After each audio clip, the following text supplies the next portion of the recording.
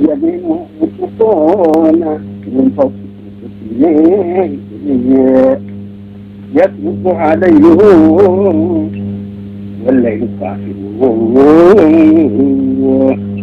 إذا أباح دم الله معجور عاجله باح المحب بما فمعصره فارقد بالمسك فيه فأفوي نفسه من فوق نوناته في من بصائره مكمل الخلق فيه خلق وكيه منظر الوجه قاده الله وكان صلى الله عليه وسلم واسع الفم أي عظيمه عظاما متوسطا بدلالته على الفصاحة الجبلية أحسن عباد الله شفة وألطفهم أطنف من أشنب مفلج الأسنان سال الخدين كبس اللحية طويل العنق كأن عنقه جيد دنيا وكأنها إبريق فضة ذهبية وإذا وضع رداءه عن منكبيه عن منكبه فكأنه سبيكة فضة جميل الأذنين كأنهما الفرقدان بعيد ما بين المنكبين واسع الصدر أشعر الذراعين والمنكبين وأعالي الصدر أنور المتجرد عبر العضدين شبه الذراعين لما بين اللبة والسلة بشعر خطي طويل السندين رحب الراحة سائل الأصعب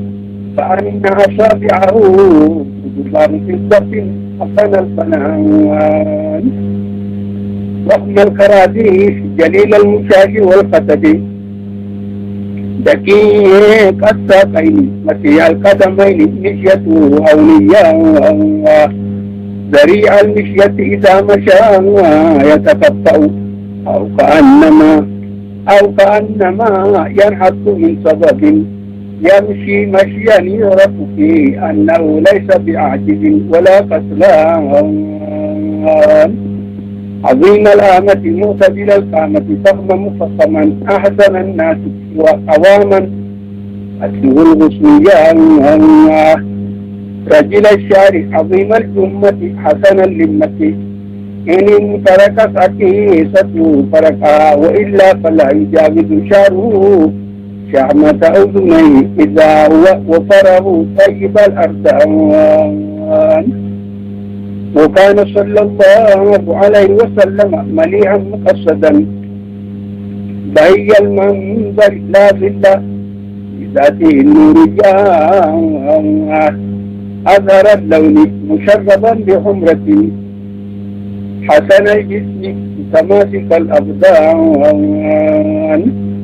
وكان عرقه في وجهه كاللؤلؤ وأرجه أزكى من الروائح الطيبية من رآه بديهة عابه ومن خالفه معرفة أحبه يقول نهايته لم أر قبله ولا بعده مثله ولا يرى في سائر الشهور والأزمان يا مصطفى قد صفاهم قدست من صفتين تلألأت في ضياء النور في الظلمين يا درة الكون يا من نور طلعته مطلسم في العجاب الجسم بالعتمين لولاك يا مسعى اسم جميل فعلا شمس للوكم كان الوجود عميل ولو بدت ذرتون من نور شمسكم وفي عدنا كما وما إلى العدم اللهم صل على الفاتح لما أغلق من التعرفات الحكية والنور اللامع الذي ملأ الزمان والمكان وكان صلى الله عليه وسلم أحسن الناس خلقا أحسن الناس خلقا كما وصفه ربه في الآية القرآنية بقوله وإنك لعلى خلق عظيم. وسئلت عائشة عن خلقه صلى الله عليه وسلم فقالت كان خلقه القرآن. فهو صلى الله عليه وسلم المبعوث بتتميم مكارم الأخلاق العرفية والشرعية، فهو الكامل وكمالاته لا تنحصر، وإليه انتهت المكارم والمحاسن والإحسان.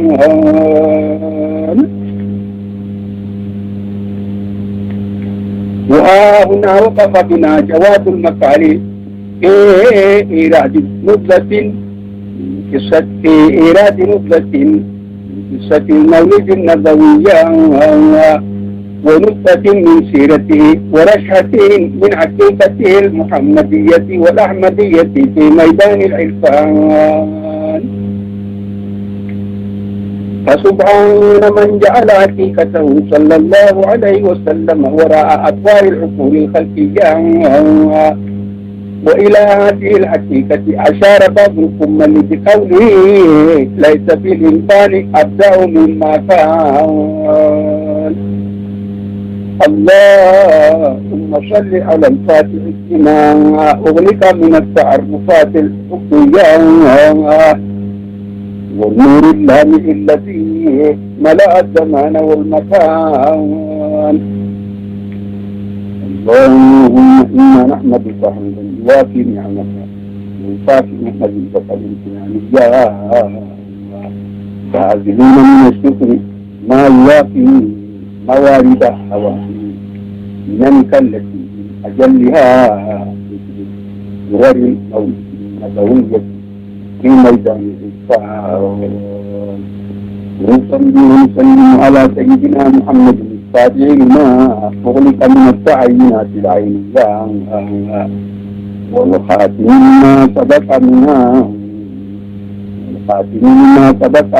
صلاة تملأ الأزل والأبد والمكان والزمان. اللهم إنا نسألك بما وارد جلالك سبحات وجهك التي وارد دكتك الوجود وانحلك دكتك الوجود والحركة وصار بعد العدم في لمعة البصرية أن تصلي على سيدنا محمد وعلى آل سيدنا محمد وأن تتقبل منا ما عملناه وأن تجعله خالصا لوجهك وأن تسهل علينا بمحض الفضل والامتنان. اللهم إنا نسألك بحق وجهك الكريم اللهم إنا نسألك بحق عرشك العظيم وبما حملت سنك من عظمة ذاتك العليا وباسمك العظيم الأعظم الذي فتحت به على كمل الرجال وباسمك العظيم الأعظم الذي فتحت به على كمل آل العرفان. ونتوجه إليك بشرف الذات المحمدية وبحقيقته وبشريعته وبآله وصحابته وبختم ولايته من باب رحمتك وبختم ولايته بسر ما أنزلت عليه يعظم القرآن أن ترضى عنا رضا لا سقط بعده وأن تختم لنا بالسعادة الأبدية وأن تجعل خير أيامنا وأسعدها يوم لقائك يا رحمن وأن تمنحنا العفو والعافية في الدين والدنيا والسلامة والفلاح والنجاح والصلاح والرفاح والهداية والقناعة والغنى والتوفيق يا واسع العطية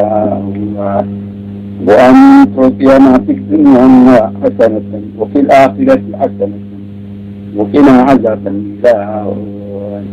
وأن تكشف لنا الكشف اليقيني الصحيح وتفتح علينا الفتح المبين الحقيقي الصريح الأجلاء، وتشهدنا المشاهدة الكبرى السمدية، وأن تمنحنا صفاء المعرفة بك وبرد اليقين والتمكين في بساط الولاية والإحسان، وأن تجدنا بك حتى لا نشهد إلا إياك جذبة قوية، وأن تجعلنا من خواص عبادك المقربين الواسعين على السجود والإلحاد، وأن تعرفنا ذات نبيك وحبيبك سيدي يقظة ومناما عاجلا وآجلا في الدنيا والآخرة.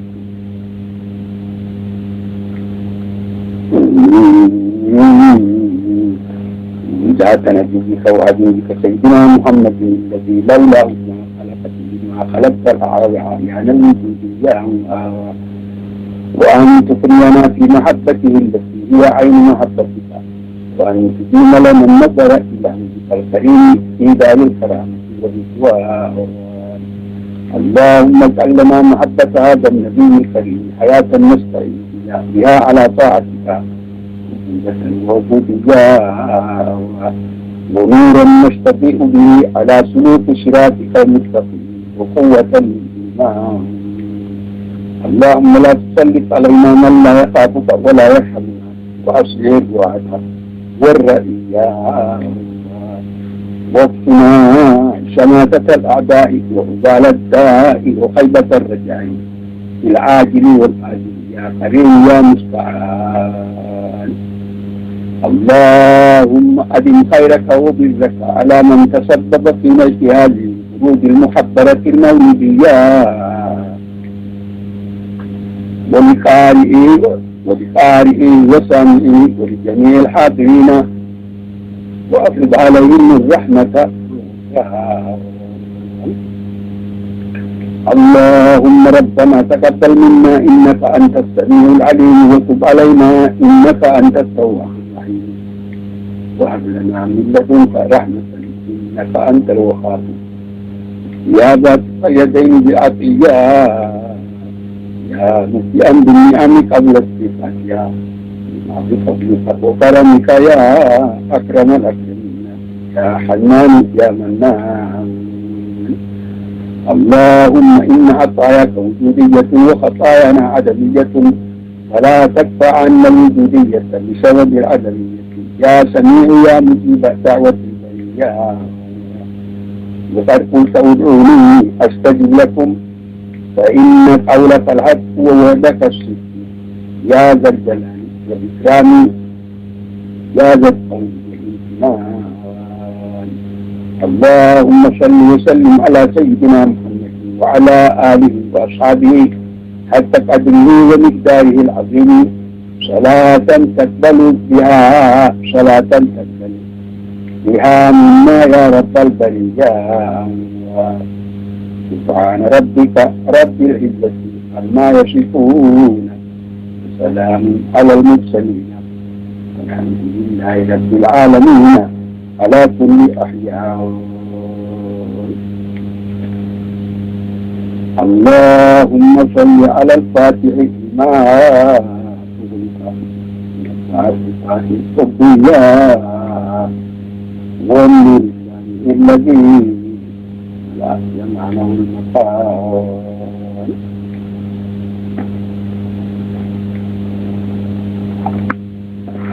الحمد لله رب العالمين الرحمن الرحيم.